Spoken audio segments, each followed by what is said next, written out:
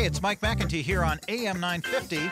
Special treat today. If you want to go over to Facebook, you can watch us stream the show live. Yeah, we're in the studio, and you can see what I look like. And after that effect wears off, you can go back to listening on the radio. It has been exactly 1 month since the deadly shooting at Marjory Stoneman Douglas High School in Parkland, Florida. And some are choosing a very somber way today to pay tribute to the 17 people killed in the massacre. Thousands of students and teachers began walking out of their classrooms this morning across the country as part of the Enough National School Walkout to raise awareness about issues of school safety and the impact of gun violence.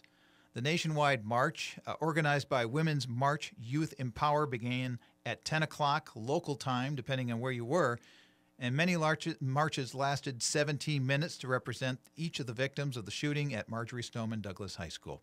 Now, here in the Twin Cities, students from more than about 50 schools were expected to participate. And from what we've been able to see on social media and what we're getting here in reports is that sounds like about what happened. Joining me right now is we're going to be talking to several students. We're going to be talking to students from St. Paul. We're going to be talking to a student here from Eden Prairie, Gabby Pittinger, who also, besides being a student over at it's Eden Valley High School? Eden Prairie. Eden Prairie. I'm sorry. There we go. And you can hate me for that too. Eden Prairie, besides being a student there, you also went to school in Parkland, Florida a few years ago, didn't you? Yes, I did. I want to talk to you about that because this obviously what happened in Parkland was very personal for you when you found out about this a month ago, because you still know people down there, don't you? Yeah, a lot of my friends still go to the high school, and I know a few people in the middle school and my cousins in the elementary. You left there about 2 years ago or so, didn't you? Yes. 2.5, I think is what you told me. Mm-hmm. And when this happened a month ago, how did you find out, and what did you feel when you heard all this? So I was in my school's library when I found out. My mom texted me, and my heart sank. I had no words. I was upset, I was angry, I was sad, and I just got my laptop out and quickly looked up Twitter feeds and all so that I could see what my friends were texting and be like right up to date with all the information coming out. And I direct messaged my friends on Instagram so their phones wouldn't go off while the shooting was happening, and I was just worried for everyone. Wow. I mean, it's tragic that 17 people died. Did you know any of those 17? I did not personally know any of the people who were killed, but my friends had one of them as a teacher, and my sister was at the same swim club as one of the boys who was killed, and my mom knew two of their parents. But you knew a lot of the kids who were, and I say kids, we're young adults. You knew a lot of the young adults who were in the school, worried for their lives, wondering what was going on, just as you were. Have you?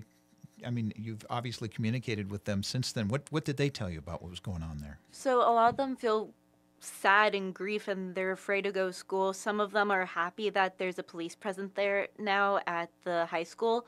Others are just reminded that this tragedy happened because there are police presented at the school every day. There are support dogs, and so that helps a little bit. But everyone's very shaken, and they feel guilty for having to step over dead bodies on their way out when they were escaping. They feel they're still kind of reliving the moments where they had to run from the school, or what my mom's friend's daughter had to hide in a closet for over 4 hours while they waited for the police to clear the building. Everyone's just very shaken, and it's going to take a long time for them to heal in their own way. If you do, I mean, hopefully you heal, but I mean, there's something called PTSD, Mm-hmm. post-traumatic stress disorder, and I hope nobody is suffering from that. But things like that can show up much later. So obviously this captured the attention of the entire nation, but it particularly captured your attention on a very, very personal level. Since that's happened, has anything changed for you in your life? And talk about what you ended up doing today and how you got there. So I've always been a firm believer in the Second Amendment, but also controlling guns. I've always wanted gun control to be a thing. But after this happened, I was kind of thrust into reality that nothing has truly been done to keep us safe, and that if it can happen in Parkland, Florida, it can happen anywhere, because I was in 5th grade when Sandy Hooks happened. and I was at the elementary school, and my teacher told the class that we should not worry because it would never happen there, because Florida is such a safe, small town, and everything's good, and we had so many different situations that we would run through and just practice in case something happened. But it happened, and sadly, 17 lives were lost, and so it can happen anywhere. And so from there, I worked with 3 other girls from my school to organize the national-wide walkout. And so at 10 o'clock today, we walked out of class for 17 minutes. We held our rally. We led chants. We spoke, and we had a moment of silence for the 17 people. Now, you got connected with this because you're part of the women's club at your school, correct? Yes. And that you got that connection because you were part of the Women's March? How did all that connect to this? So last year I was part of the Women's March in Minnesota, and so I was following some of their things over social media, such as Instagram, and my mom followed them on Facebook. And so when the Women's March Empower organization came up with the idea, I was one of the first people to kind of hop aboard, and I really tried to advocate for it in my school, and I had help from a few other classmates, and we, as students, we made it happen. So how many students ended up walking out today? I was told between 500 and 700, and so I'm going to go with 6. Okay, 6 in the middle there. That'll be the safe ground. And school was okay with this? Did they try to stop you? So originally they were hesitant because as a school they can't encourage students to leave class. So, but we negotiated and we got a happy middle ground where they would allow it to happen, provide a police presence to keep everyone safe, and other than that, the teachers just wouldn't outright support it, and they would just allow the students to have this event. Wow. And as we mentioned, this was not just at Eden Prairie. This was, and it wasn't just, it was all over the country, and there were other schools here in the Twin Cities that were participating. Central High School, we have 2 of the students who were part of that today. Avery Weina and Zoe Chinn are joining us now. Avery is a sophomore, and Zoe Chinn is a freshman. Welcome to the program. Hi, thank you. Hi. Hi. Hey, Zoe, let's start with you. You're a freshman there. This high school's kind of a brand new experience for you. Why did you decide to get involved in this today? So my mom has always been politically active, and after the election, I started to get more aware of the topics and things that were happening within the government and all political things. And when this shooting happened, it really, struck me, this is something that could happen anywhere and to anyone. And my school is very big, like the Major Eastham and Douglas. And I saw a lot of similarities into my school that was at, their school. And I decided that I wanted to make a change and that we could not let this happen again. So I started it. I emailed Women's March right away, and I figured out what they were doing, and then I joined, along with Avery. I say Gabby's shaking her head here. The story is very similar. Avery, tell me about why you got involved and your story on this. Well, my entire life I've just been really politically active, or I've tried to be, and I've always wanted to do what's right. And I'm part of some other groups at school that kind of work with things like this. But I reached out to Zoe a couple of days after what happened, and she was kind of the first person who had really kind of gotten on top of this. And then I talked to her about it, and I kind of got into it. And it's something like this can happen anywhere, and we don't really think about it, but it's it's there. And now that many of these things have happened, it's we have to step in and do something and stop this from happening again, because So yeah. Avery, how did things go today? Everybody walked out 17 minutes and everybody went back in, and that was it, or was there more to it than that? Well, from actually being involved in it, it was definitely seemed like it was a lot more than just the 17 minutes. obviously it was 17 minutes, but it was like the amount of support we got from the students, it was just so significant, so important, and so many people walked out, and we had a lot of support from the administration on this one. And so all of that together was just incredible. And I mean, it was definitely like, it was just an incredible experience, and I'm so proud of everyone who chose to stand up today. Did everybody go out, or were there people who decided not to go out? I'm not really sure exactly like the amount of people who walked out today, but it was a lot of people.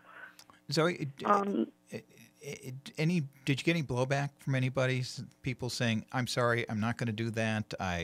This is not right," or anybody who spoke, on the other side of this to you, saying that this is a bad idea?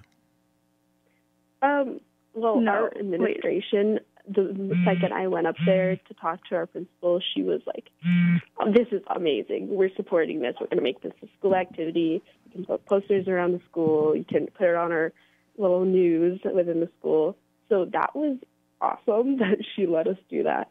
But we had people that I knew from middle school that were like, "Why are you doing that? Guns are awesome. They're fun to shoot." So that was kind of disappointing. I was more disappointed than angry at them because I thought that people would also realize that it means more that a life could be saved than that you have a gun to shoot for fun. Gabby, did you have any blowback, people speaking on the other side at Eden Prairie? So at my school, there were a bunch of people that just thought leaving class for 17 minutes and then going back would be pointless and meaningless, and that it's not what we need to do to get Congress to make change, or even some of them just didn't agree with change in general. And so when they would say that, I would just say, the more people that show up, the more press we're going to get, and the more chance our voices will be heard. And this is just the first step of many to make change happen. Now, obviously, AM 950 here is paying attention to this, but we're a very small part of the media.